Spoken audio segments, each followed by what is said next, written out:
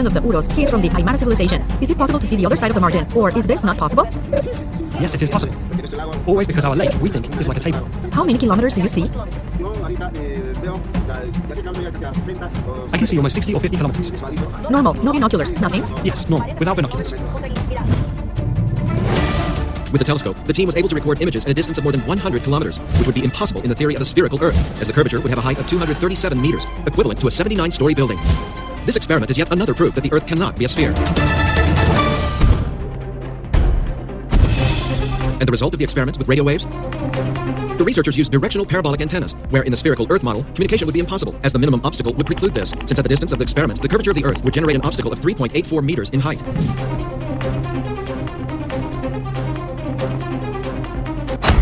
We have connected. Got it. We're with connection here. It's responding. The machine is responding. Returning. I'm having connection to your computer there.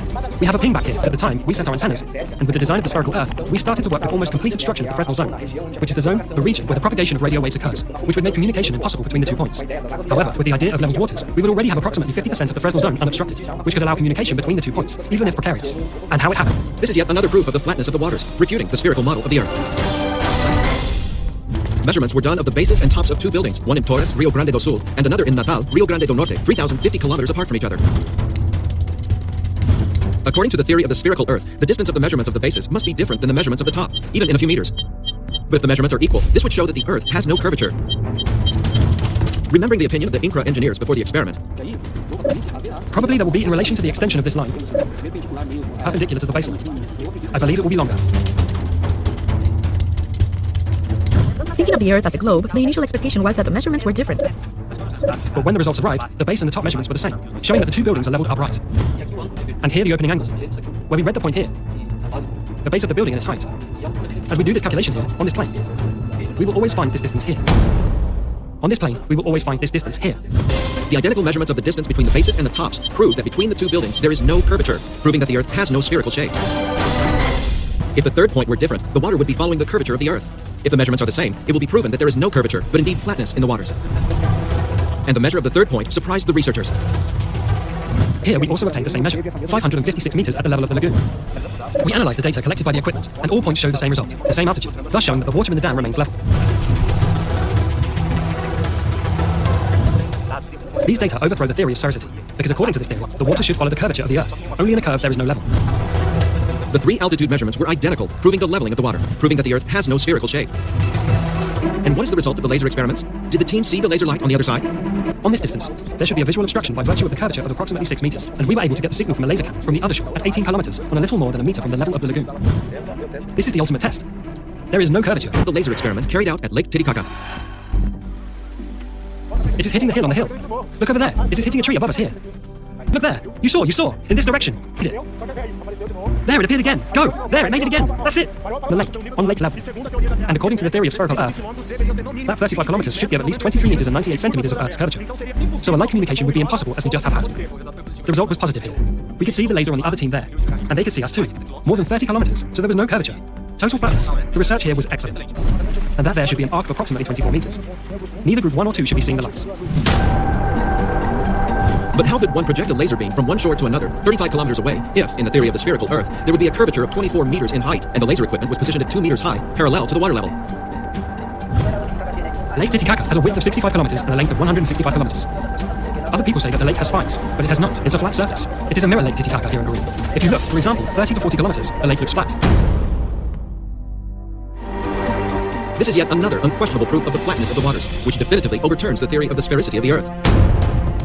Following experiment simulates the behavior of day and night. We use a flat convex lens, a model of the continents, and an external light source simulating the sun. The result is a model of day and night in the corresponding time zones.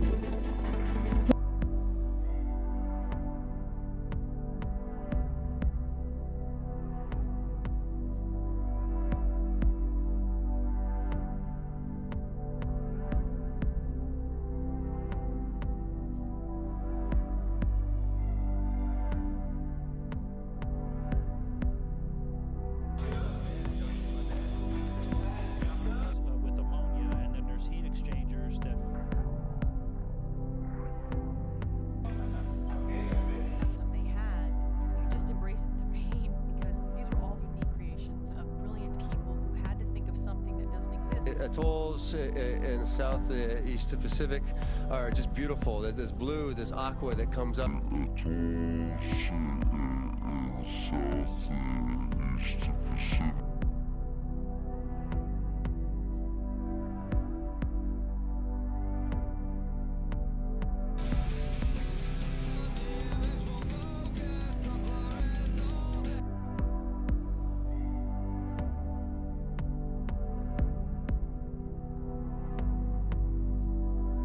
Actually, we do generate quite a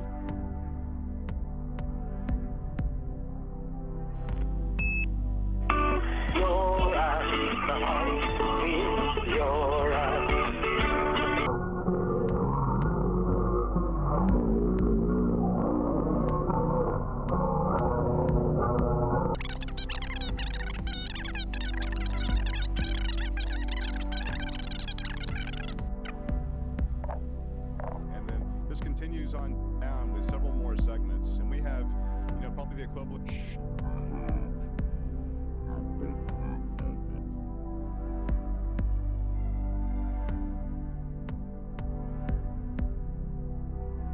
The Space Shuttle Challenger is destroyed just a little more than 1 minute after liftoff. That it would be one thing if a single crew member of the Challenger would resemble to a person still alive. That could be dismissed as a mere coincidence. But it is quite a different thing if 6 members from one and the same Challenger crew have a look-alike, living in one and the same country, and in not less than 4 cases even have the same name.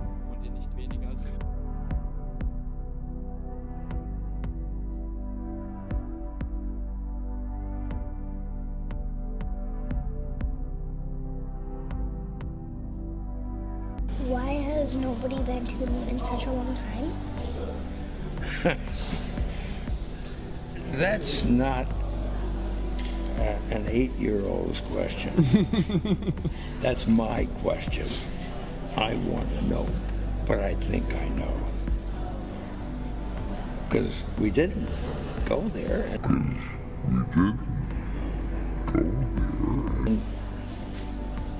And that's the way it happened. And if it didn't happen, it's nice to know why it didn't happen. So in the future, if we want to keep doing something, we need to know why something stopped in the past that we wanted to keep it going. Jedno pytanie. W tym roku w Polsce powstał tak zwany startup, czyli przedsięwzięcie innowacyjne, którego celem jest zbudowanie drona, który ma potwierdzić lub zaprzeczyć temu, że Ziemia jest rzeczywiście kulą zawieszoną w kosmosie. Pan tam był. Czy Ziemia rzeczywiście jest kulą zawieszoną w kosmosie? Jest płaska. Tak jak oczekują. Nie spodziewałem się co prawda tego pytania, ale zapewniam pana, że jest płaska. Jest płaska. Tak jak oczekują. Nie spodziewałem się co prawda tego pytania, ale zapewniam pana, że jest płaska. Generał Mirosław. You're the one who said you walked on the moon when you didn't. Calling the kettle black, if I ever thought of it. Saying I misrepresented myself. Away from me. You're a coward and a liar and a thief.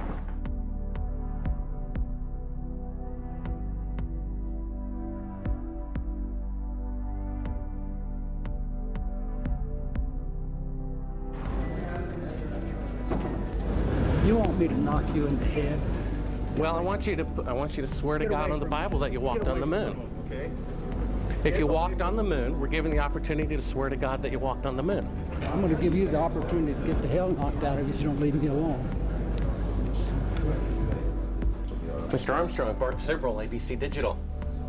Wanted to give you the opportunity to swear on the Bible that you walked on the moon. Will you put your left hand on the Bible and swear to God that you walked on the moon? Gentlemen. Mr. Sibrel. Yes? If you really walked on the moon, why would you not do that? So why don't you just put the into the record in the argument and put your hand on the Bible, swear to God you walked on the moon. Mr. Sibrel, knowing you, that's probably a fake Bible. Really?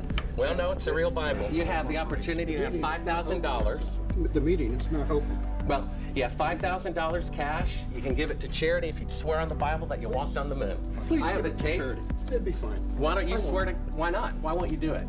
So why don't you put your hand on the Bible and swear to God that you walked on the moon? Mr. Sibrel has made a fool of himself in front of the world. Mr. Sibrel, you do not deserve answers.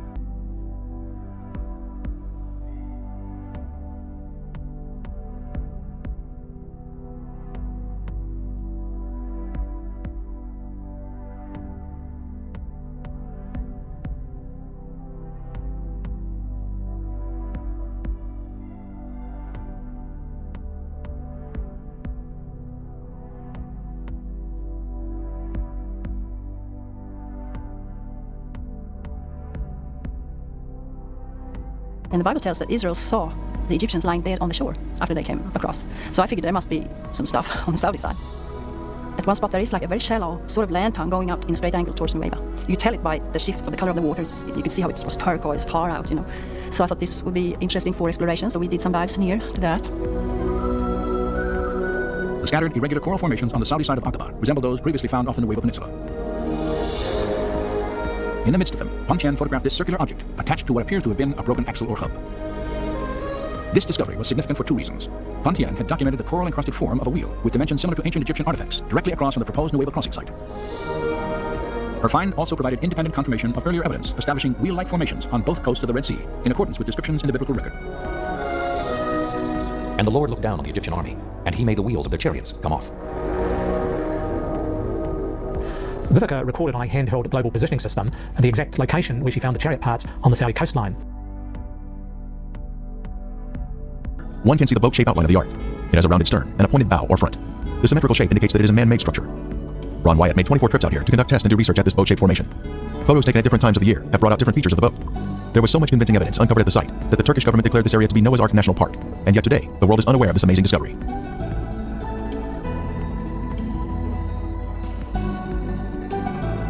Technology to explore the oldest legend of man. They began scanning their site with a molecular frequency generator. It's a device used by surgeons to pinpoint cancer tumors, and it's been used by Fassel to locate underwater treasure. This time, the molecular frequency generator began to pick up a unique pattern of iron lines beneath the earth. Okay, bring that one up. They began placing ribbons along those lines. The finished shape, outlined by the ribbons, was that of a huge ship, the approximate length and width of Noah's Ark, as described in the Bible. With the width and the length known, the only remaining question was depth. By locating the depth of the hull, they could determine if the boat-shaped object had the cargo capacity. Ground-penetrating radar was used on the formation to see what is inside. The reflections created a picture of timbers underground. This diagram shows us some of the main structural elements of the ark, including parallel and repeated patterns, indicating a man-made site. Indeed, there is something beneath that rock besides rock. A radar device developed by Geophysical Survey Systems in Hudson was used on the mountain. The device called SIR is used by energy exploration companies to analyze what's below the Earth's surface. According to SIR, something man-made is under Mount Redox. This data does not represent natural geology. It's a man-made structure. These reflections are occurring very periodic, too periodic to be random natural type interface. Compared to an aircraft carrier 1,000 feet long, we can see the ark is quite large. The ark was a high-tech vessel that was designed to survive a catastrophic flood that would destroy the surface of the earth. Complete with a keel, keelsawns, and anchor stones, it was truly a work of art designed to save the human race from annihilation. The Bible tells us the visitors to the ark would have stayed overnight here and would have bought souvenirs in the village. Evidence of this was discovered in 2000 when an archaeologist found this putzer 20 yards from the ark. On the concave side, it has a carving of a man using a hammer to drive a nail, much like Noah building the ark. On the convex side, an ancient ink drawing shows a man releasing birds, matching the biblical narrative of Noah releasing a raven and a dove. This is just another piece of amazing evidence found here at the ark site. Using radar equipment, Ron Wyatt discovered an open cavity on the starboard side of the ark. Utilizing a core drilling technique, he was able to gain access to the interior of the ark. Stunning evidence was pulled from the belly of the ship. Using an improvised long rake device, petrified animal dung was extracted from the hull. Next, cat hair was also pulled from the cavity. Then, a petrified antler was extracted. These are all items that one would expect to find in the bottom of the ark. The Bible tells us the antediluvians were skilled in metalworking. Tubal-Cain, an instructor of every craftsman in bronze and iron. This large metal rivet, or metal washer around a metal rod, was found by Ron Wyatt when he had taken a tour group to the site in 1991. The center rod had been struck while it was hot, causing it to flare out, holding the washer in place.「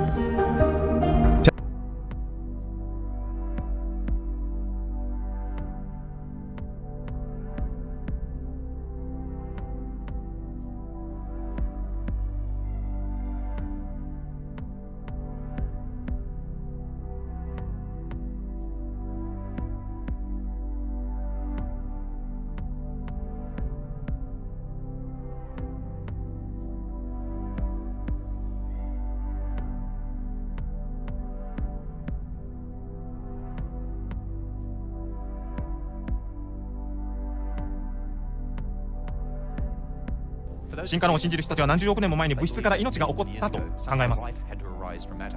物質から命がといっても命は DNA が元になっているので、物質から DNA が発生したことになります。しかし DNA には言語体系が不可欠なので、物質が情報を生み出したことになります。進化論を信じ神を信じない人たちは物質から命が誕生したと言いますが、それはつまり物質がおびただしい数の情報を生み出したということなんです。何億年の年もの時を経て物質から新たな情報が絶えず溢れ出てきた。そしてあらゆる動植物が存在するようになった。しかしですね、物質が新たな情報を生み出した例は一度も確認されていません。ですからダーウィンの説く進化が起こるには繁殖のたびに情報が加えられなくてはいけません。無数の情報です。しかし実際に起こっているのは情報の喪失または再編成なのです。引き続き犬を使って見ていきましょう。犬のつがいがいて子供が生まれます。さらに子供たちが結婚して孫が生まれます。そしていつしかたくさんの犬になります。遺伝学では遺伝子を大文字と小文字で表記して分類します。犬の祖先、つまり狼に近い犬のつがいがいて、それぞれに大文字の ABC と小文字の ABC の遺伝子があったとします。これらの遺伝子が様々な組み合わせで子供たちに受け継がれます。まず確認したいのは、最初のオスとメスが生まれてくる子供たちも当然犬です。親とは外見が多少違っていますね。なぜでしょう。新しい情報はありませんが、情報の組み合わせが異なっています。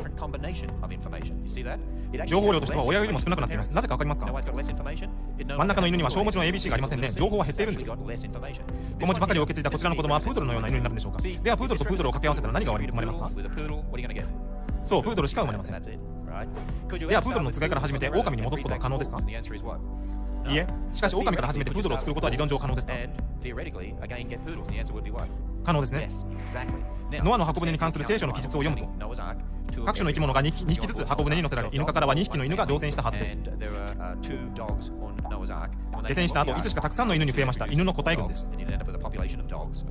ただしいつまでも一緒にいるわけではありません。散らばる際は遺伝子の可変性が甚だしいため、異なった集団、異なる種が出来上がっていきます。ある集団では情報が再編成されたり失われたりしている。つまり進化の逆です。